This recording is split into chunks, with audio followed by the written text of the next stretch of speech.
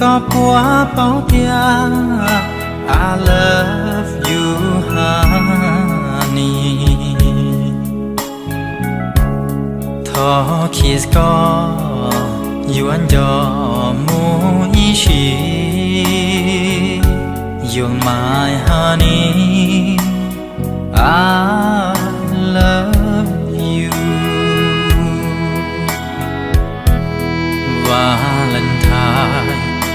lupa ku mua trầu có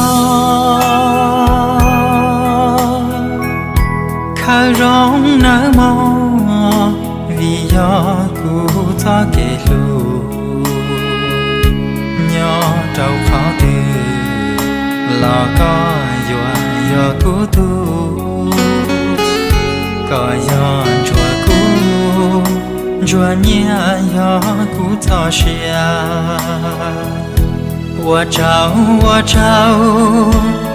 个做给路，có mua trâu cũ, yêu lu chỉ mua lông xia, lu ba có sợ trên đời của cho xia, kia có bao tiền của lu có đoan đầy Valentine của mềm lúc sáng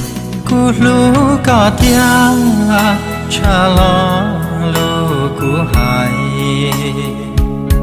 thọ có ư nó chỉ lu chỉ cho xin trái Happy Valentine to the one I love.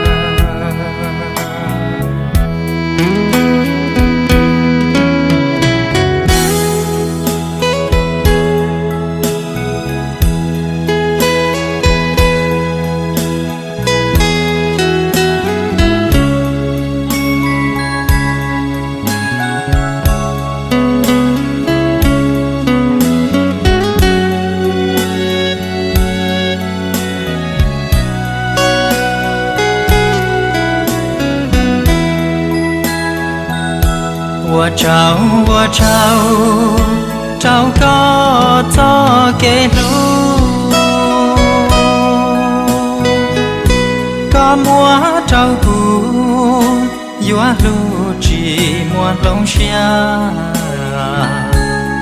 lu ba có